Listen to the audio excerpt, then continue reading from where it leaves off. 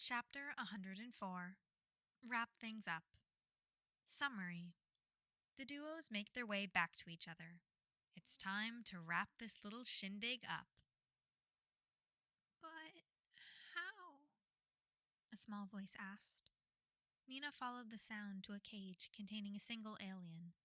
Plants sprout from their skin, wilted and browning, like they haven't seen water or sun in far too long. It's the Trellin. How could you possibly stand against sentience as fierce as them? Mina smiled, trying to project confidence and warmth. Well, for starters, we're not alone. The rest of the group is taking care of the Trellin in this base. We spent a while planning out the raid as well, Ochako added as she eyed the cages. If Mina had to guess, she was looking for the locking mechanism. Our teacher and Deku's mentors helped us straighten things out. They have years of experience pulling off operations harder than this. The wilted alien blinked their big black eyes in surprise. Harder than facing the Trellin? Giving a shrug, Mina started mentally counting out the cages in sentience. Gravity here was on one of those raids with Deku, and unless the Trellin have someone who can rearrange matter with the touch of their fingers and is willing to fuse themselves with their underlings into a giant kaiju monster that's the size of our ship, I think we're good. The horrified silence that followed her words was palpable. Ochako waved a hand lightheartedly as she approached the cage with the slug people. It's not like we're on Terra right now, so I doubt we've got to worry about another overhaul. Terra? One of the aquatic sentients stuttered, whiskers quivering. Did we forget to mention?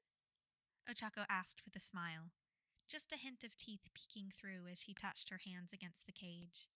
We're Terrans. The cage began to float along with its two inhabitants. The slug aliens had vouched that they were here to save them.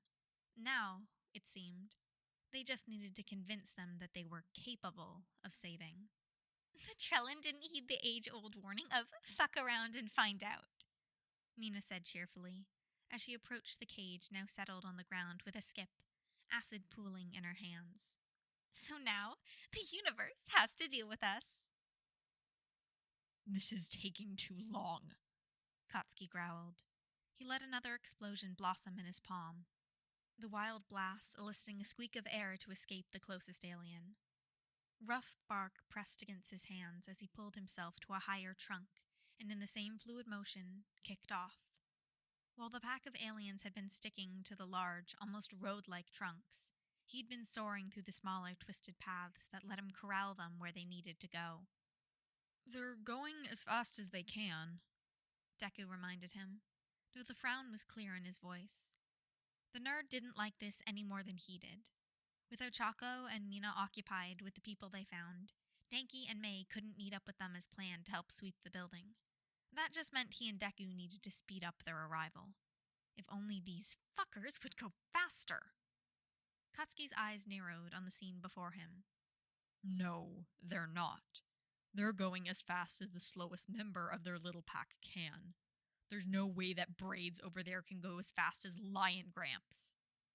Even if the alien looked old, there was no way those strong legs couldn't outpace the speckled alien with their bird-like limbs. They're sticking together. They probably don't want to leave anyone behind. Deku hummed, as Black Whip lapped menacingly at the ankles of the slowest aliens, before slinking back slightly into the darkness. Katsuki snorted. Maybe someone like Lion Gramps is looking out for the others, but my bet is they think there's safety in numbers here. You only snatched Wolf when she left the group. Okay, you're probably right, but how does that help us? Deku asked, flaring one for all brighter for a moment to let eerie cyan light encroach on the fleeing group. Grin sharpening, Katsuki said, If we want them to go faster, all we have to do is help them lose the ones holding them back. How you holding up with Wolf back there? I think, Izuku mused, one for all crackling excitedly over his skin. That should work. Of course it'll work, Katsuki barked out, with a grin as tendrils of black whip surged forward, shedding their previously sluggish pace. I came up with it. Twin screams of terror spurred the terrified group forward, towards their perceived safe haven that would only seal their fate. Mei's eyes flickered along the scenery as they crept through the darkened halls. The emergency lights buzzed dimly overhead, casting harsh shadows that played with the eyes. Well, not her eyes. Her quirk easily allowing her to pick out the reality of shadow-painted rooms. The golden glow emanating from her suit like liquid honey helped her not-so-endowed partner as they made their way through. Stillness swathed the building, everyone surely aware of the intruders by now and doing their best to avoid them. They'd come across a group of 3 sentients attempting to sneak to who knows where, but so far, that was all the halls had to offer. All the rooms they'd checked had been empty so far. If she had to guess why, Mei would point towards the other 2 girls' exploits. A good chunk of the Trellin should be taken care of, and the last of them, depending on what kind of evolutionary path their species took, were either huddled together, squished in a corner, or fleeing for their lives. Most of the ones that would have taken the fight to them were out being terrorized by Deku and Dynamite. The rest probably charged headfirst into their bubbly pink doom. With her current manpower, Mei suspected taking on ones that grouped together wasn't the best idea. Her weapons, as of now, were focused on taking down single targets, and with how fragile some species had proven to be, a mass electricity attack didn't scream good idea, even to her. So, straggler hunting it was. Way stop is in sight. How you idiots dealing? Katsuki asks over the comms.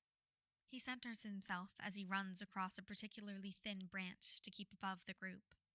The building was rapidly coming into focus as the last remaining Trellin sprinted for it.